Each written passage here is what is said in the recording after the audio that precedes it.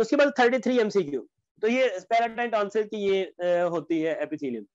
A 50-year-old man known to have liver cirrhosis and hepatocellular carcinoma developed dependent cirrhosis है, एक person है उसको cirrhosis है और साथ उसको हेपेटोसेलुलर कार्सिनोमा है, और ये जो ये उसकी हेपेटिक वेन है और ये ड्रेन हो रही है किसमें, इंफीरियर वेना केवा में। हेपेटिक वेन किसमें ड्रेन हो रही है, यहाँ से ब्लड जाता है और तो अब वो कहता है कि अब उस पर्सन को एब्डोमिनल स्ट्राया डायलेटेड, उसकी एब्डोमेन पे डायलेटेड वेन्स हैं और डिपेंडेंट एडिमा है, यानी कि उसके जो लेग्स हैं, जो उसके डिपेंडेंट बॉडी पार्ट्स हैं, उन वो एडिमेटस हैं, वो एडिमेटस। तो आपको पता है यहाँ इंफीरियर वेना केवा किससे बनता है, कॉमन इलियक, यहाँ ये लेग में जा रही है वेट।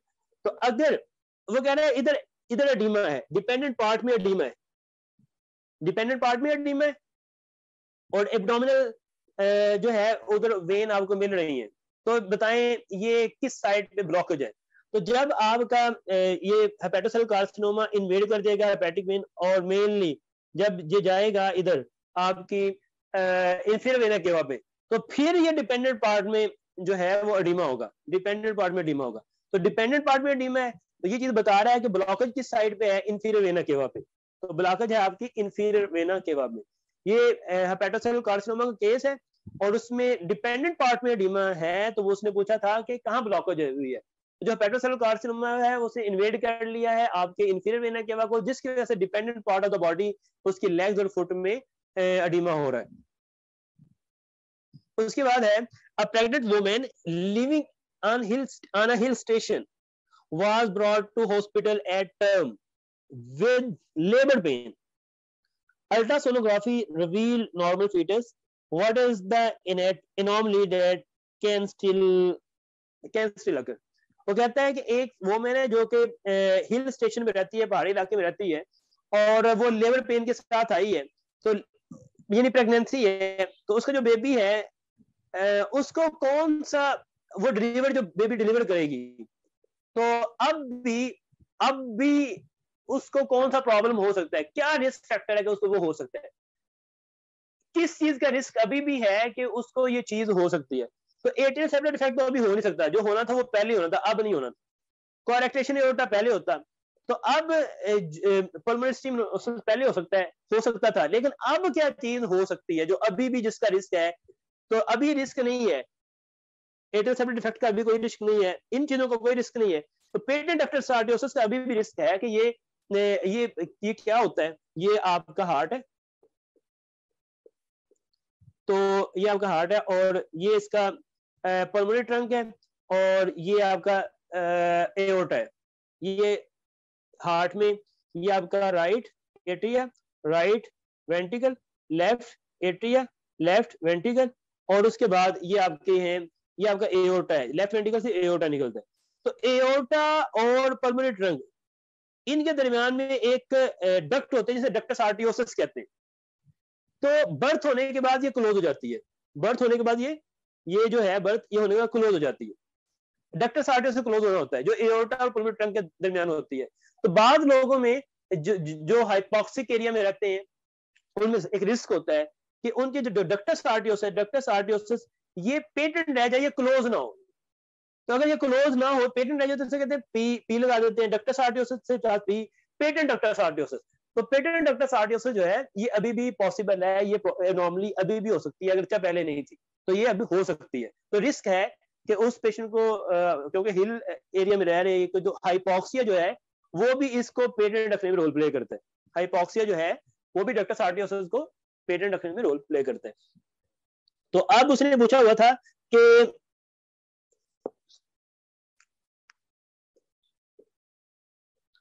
तो लेबर पेन, तो अल्ट्रासोनोग्राफी रिवील नॉर्मल फीटस, पहले नॉर्मल फीटस है, अल्ट्रासाउंड आपने कर लिया, मतलब उसे एट्रियल सेप्टल डिफेक्ट नहीं है, उसे ये कुछ भी नहीं है, लेकिन what is the anomaly that can still occur, कौन सी एनॉमली अभी भी हो सकती है, तो वो पेटेंट डक्टस आर्टियोसिस अब भी हो सकता है, क्योंकि अल्ट्रासाउंड में आपको पता चल गया था ये कोरेक्टेशन ऑफ एओर्टा नहीं है, ये कंजेनिटल पल्मोनरी स्टेनोसिस नहीं है, तो अब ये अब तो नहीं हो सकते कि पैदा हुआ तो ये हो गए, अगर होते तो पहले उसमें अल्ट्रासाउंड में आप डिटेक्ट कर लेते। अब जो हो सकता है वो आपकी पेटेंट डक्टस आर्टियोसिस है। और पेटेंट डक्टस आर्टियोसिस का मर्मर कहाँ होता है और किस तरह का होता है? ये पेटेंट डक्टस आर्टियोसिस का जो मर्मर होता है वो आपकी लेफ्ट सेकंड इंटरकोस्टल स्पेस में होता है और मशीन लाइक हॉलोसिस कंटिन्यूस मशीन लाइक मर्मर होता है, बिल्कुल कंटिन्यूस मशीन लाइक मर्मर होता है second intercostal space left side पे। और इसका जो वो है रिस्क फैक्टर क्या होता है? Rubella infection. रूबेला, मदर को अगर रूबेला इन्फेक्शन हो जाए तो चांस होता है, एमसीक्यू इस तरह आएगा कि मदर को रूबेला इन्फेक्शन हो गया है, अब जो बेबी है उसे सेकंड इंटरकोस्टल स्पेस में उसको मर्मर आ रहा है, मशीन लाइक मर्मर। जी जो ड्रग देते हैं वो एंडोमेथासिन है, जो ड्रग देते हैं वो एंडोमेथासिन है, वो इसको क्लोज करती है पेटेंट डक्टस आर्टियोसिस को। उसके बाद है during pregnancy a healthy woman show large number of changes in respiratory parameter। एक प्रेग्नेंट लेडी है, अब उसके रेस्पिरेटरी सिस्टम में आपने बताना है कि क्या प्रॉब्लम आएगी। जाहिर सी बात है तो यूट्रस बढ़ रही है, यूट्रस बढ़ने से जो लंग है वो कंप्रेस हो रहा है, तो कहता है रेस्पिरेटरी सिस्टम में क्या प्रॉब्लम आएंगी बताएं। During the last trimester of pregnancy in a healthy woman most likely changes in the respiratory parameter. कहता है कि लास्ट ट्राइमेस्टर में क्योंकि उसकी यूट्रस बढ़ रही है, कंप्रेस कर रही है उसके लंग को, तो उसके जो पैरामीटर है लंग के उसमें क्या प्रॉब्लम क्या चीजें आएंगी। तो क्या चीजें आ सकती हैं? ये जो अभी एमसीक्यू है ये फर्स्ट स्टेप टू सीके दूसरे थर्ड पेज पे प्रेगनेंसी चेंजेस के नेम से टॉपिक है, उसमें ये लिखा हुआ है, उसमें डिटेल से हमने इसको एक्सप्लेन किया हुआ है। तो इसमें डिक्रीज वाइटल कैपेसिटी जो होती है वो डिक्रीज हो जाती है। अब वाइटल कैपेसिटी क्या होती है? ये जो आपका है ये लंग वॉल्यूम का टॉपिक बहुत ही इंपॉर्टेंट टॉपिक है, डिफरेंट एंगल से पूछा जाता है। वो क्या है? टाइडल वॉल्यूम क्या होता है? टाइडल वॉल्यूम ये होता है कि जो आपने इंस्पायर किया, एक्सपायर किया, इंस्पायर किया, एक्सपायर किया, तो जो आप हर सांस के साथ इंस्पायर और एक्सपायर करते हैं ये टाइडल वॉल्यूम है। और ये कितना होता है? 500 ml। तो 500 ml ये होता है। उसके बाद आपने इंस्पायर किया, ऊपर के पास इंस्पायर करते हैं, और फिर मैक्सिमम जितना आप इंस्पायर कर सकते हैं उसे कहते हैं inspiratory reserve volume. Normal inspire करने के बाद ये टाइडल वॉल्यूम के बाद जो मैक्सिमम आप इंस्पायर कर सकते हैं वो इंस्पायरेटरी रिजर्व वॉल्यूम है। उसके बाद आपने फिर एक्सपायर किया, इंस्पायर नॉर्मल टाइडल वॉल्यूम। अब आपने एक्सपायर किया और एक्सपायर करने के बाद मैक्सिमम जो आप एक्सपायर कर सकते हैं वो है आपका expiratory reserve volume, expiratory reserve volume. तो और जो बच गया, जो आप एक्सपायर कर ही नहीं सकते, ये यहां तक आपने एक्सपायर करना था मैक्सिमम, ये आप एक्सपायर नहीं कर सकते, ये है रेजिडुअल वॉल्यूम और ये होता है 1200 ml। अच्छा, तो वाइटल कैपेसिटी क्या होती है? वाइटल कैपेसिटी होती है कि आपने इधर से आपने मैक्सिमम इंस्पायर किया, यानी कि फिर आपने नॉर्मल इंस्पायर किया, आपने मैक्सिमम इंस्पायर किया और मैक्सिमम इंस्पायर करने के बाद मैक्सिमम आपने एक्सपायर किया, तो आप नॉर्मल मैक्सिमम आपने इंस्पायर किया जितना आप इंस्पायर कर सकते थे, फिर मैक्सिमम आपने एक्सपायर किया जितना आप एक्सपायर कर सकते हैं। तो नॉर्मल तो मैक्सिमम इंस्पायरेशन के बाद मैक्सिमम एक्सपायरेशन में जो वॉल्यूम आप निकालते हैं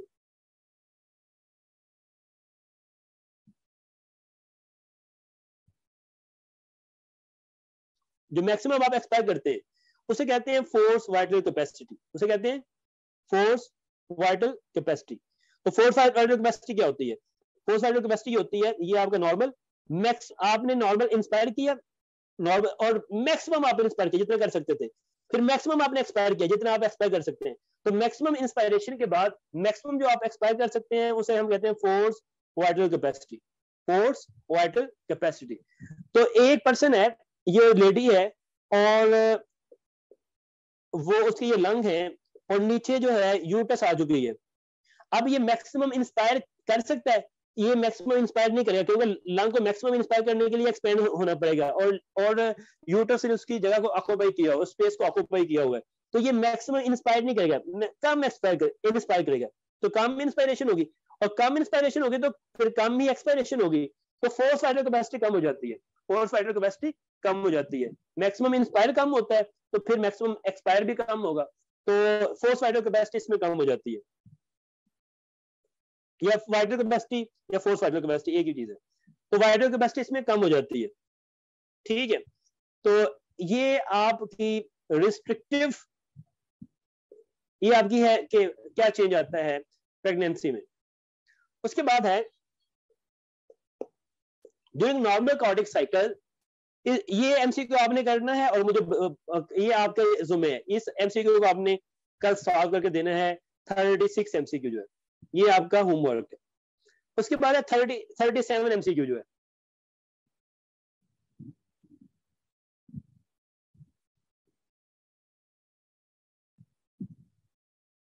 आवाज मेरी आ रही है? देखिए, a 30-year-old male suffering from the bronchial asthma underwent lung function test. Which of the following parameter confirm the diagnosis? तो उसने पूछा है कि कौन सा एक पर्सन को एस्थमा है, तो किस तरह आप एस्थमा को कंफर्म करेंगे? तो FEV1 रेशो जो है ये बहुत इंपॉर्टेंट है। FEV1 रेशो अगर नॉर्मल होती है 60, अगर 60 से कम है तो ये ऑब्स्ट्रक्टिव डिजीज है, ये ऑब्स्ट्रक्टिव डिजीज हो सकती है। तो जबकि जो रिस्ट्रिक्टिव डिजीजेज हैं उसमें जो ये रेशो है ये 80% से ज्यादा होती है, नॉर्मल 80% होती है। अगर 80% से कम रेशो हो तो ये कोई ऑब्स्ट्रक्टिव डिजीज हो सकती है। ऑब्स्ट्रक्टिव डिजीज में एस्थमा है, ऑब्स्ट्रक्टिव डिजीज में आपकी COPD है, और ब्रोंकिएक्टेसिस है, ब्रोंकाइटिस है, एम्फाइसीमा है। तो इन सारी डिजीजेज में जो FEV1 टू FVC रेशो होती है वो 80 से कम होती है। तो इसमें इसका आंसर ये था कि आपने कंफर्म किस तरह करना है FEV1 रेशो। इंपॉर्टेंट MCQ है, वो कंसेप्ट मैं बताता हूं। फिजियोलॉजिकल डेड स्पेस क्या होती है? फिजियोलॉजिकल डेड स्पेस ये होती है कि anatomical dead space plus alveolar dead space को हम कहते हैं physiological dead space. Anatomical dead space क्या होती है कि आप अपने माउथ से जब सांस लेते हैं तो जो एयर आपके माउथ में रहती है, जो आपकी लेरिंक्स में रहती है, जो ट्रेकिया में रहती है, जो ब्रोंकस में रहती है, वो पार्टिसिपेट नहीं कर पाती एक्सचेंज में,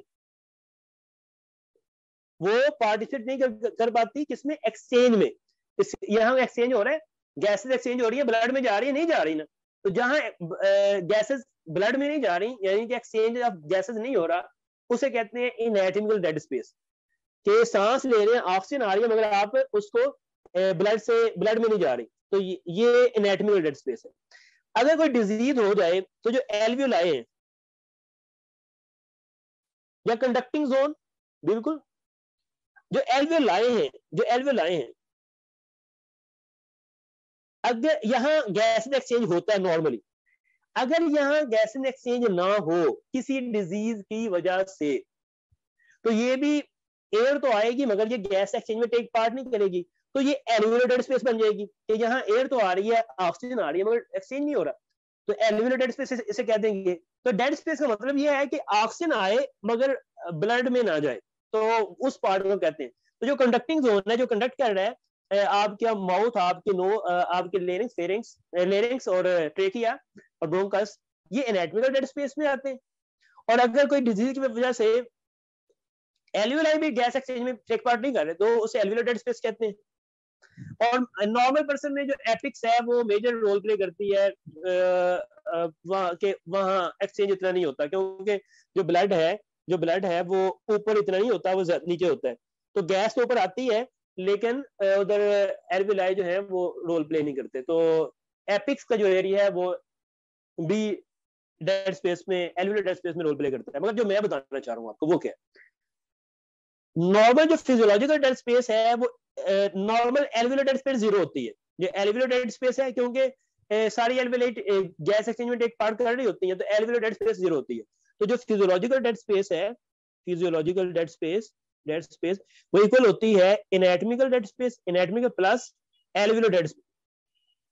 नॉर्मल जो होता है पर्सन, उसमें जो एनाटॉमिकल डेड स्पेस तो होती है, लेकिन एल्वियोलर डेड स्पेस 0 होती है।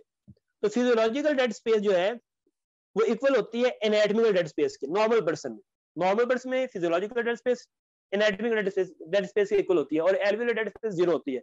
मगर कोई डिजीज हो जिस तरह के एस्थमा है, सीओपीडी है, उसमें आपके एल्वियोलाई भी एक्सचेंज उधर आती है, एल्वियोलाई में भी एक्सचेंज नहीं होता, तो फिर एल्वियोलर डेड स्पेस भी ऐड हो जाती है कि जब कोई डिजीज हो तो एल्वियोलाई भी गैस एक्सचेंज में टेक पार्ट नहीं करते क्योंकि वो डिजीज वाले होते हैं। तो फिर उन लोगों में जिनको डिजीज होती है उनमें फिजियोलॉजिकल डेड स्पेस इक्वल होती है anatomical dead space plus alveolar dead space जो भी। तो ये आपको physiological dead space, anatomical dead space का पता होना चाहिए। इसकी समझ आ गई? ये बहुत अहम कंसेप्ट है।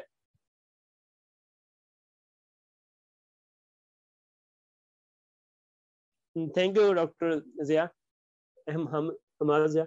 इसकी समझ आ गई फिजियोलॉजिकल डेड स्पेस क्या है, एनाटॉमिकल डेड स्पेस क्या है और एल्वियोलर डेड स्पेस क्या है। देखें ये आपके लंग हैं, ये आपके लंग है, ये आपका माउथ है और ये आपकी ट्रेकिया और ट्रेकिया के बाद ब्रोंकस बन रहे हैं। तो ये जो एरिया है यहाँ गैसेस तो आ रही हैं, गैसेस आ रही हैं मगर वो एक्सचेंज नहीं हो रहा, ब्लड में नहीं जा रही, तो सिर्फ कंडक्शन हो रही है। तो जहाँ एक्सचेंज ऑफ गैसेस नहीं होता उन्हें कहते हैं एनाटॉमिकल डेड स्पेस। तो ये आपकी एनाटॉमिकल डेड स्पेस है। फिर आपकी एल्वियोलाई हैं, ये यहाँ से गैसेस आपके ब्लड में जाती हैं, यहाँ से gases.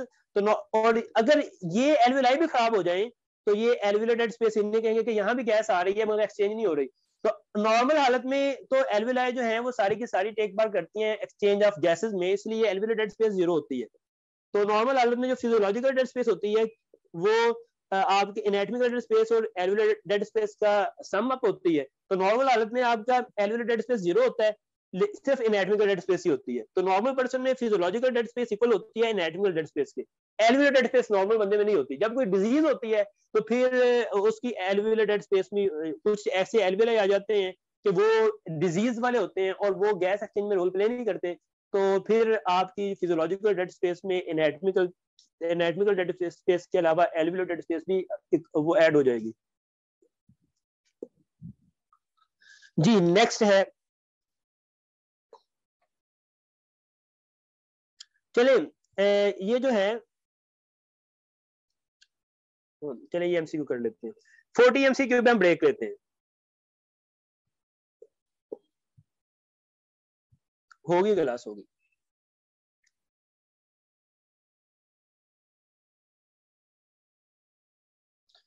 In an uncovered patient lying at the room temperature, the heat loss from the skin is mainly through। एक पर्सन है वो बैठा हुआ है, कपड़े उसके उतरे हुए हैं, तो वो कहता है कि उसकी हीट किस तरह लॉस हो रही है। ठीक है, हीट किस तरह लॉस हो रही है। तो एक अनकवर्ड जो पेशेंट है उसकी हीट लॉस होने का क्या मैकेनिज्म है। ये टर्मिनोलॉजी, ये कंसेप्ट जो है ये आपके उसमें पूछा जाता है एफसीपीएस पार्ट 1 का भी ये एमसीक्यूज है और एनएलई का भी एमसीक्यू है। तो देखें ये बहुत ये हीट है और अगर डायरेक्टली कोई पर्सन किसी चीज के साथ आप अटैच हैं, वो आपसे टच हो रही है और हीट कंडक्ट हो रही है, जिस तरह के ये उसकी जो स्टिक है ये हीट अप हो चुकी है और उसके हाथ से स्टिक को पकड़ा हुआ तो डायरेक्टली कॉन्टेक्ट के थ्रू हीट उधर ट्रांसफर हो रही है। तो ये कंडक्शन है। ये आपकी वो फायर है और उससे रेडिएशन के थ्रू आपने दूर से हाथों को कर रहे होते हैं, तो रेडिएशन के थ्रू आपके हार्ट उससे जो हैंड है वो हीट अप हो रहे होते हैं। तो ये रेडिएशन है। कन्वेक्शन क्या है? कन्वेक्शन ये है कि जब आप ये गर्म कर रहे हैं वाटर को, तो जो वाटर गर्म हो जाता है वो ऊपर चला जाता है और जो साइडों वाला ठंडा पानी होता है वो इसकी जगह ले लेता है।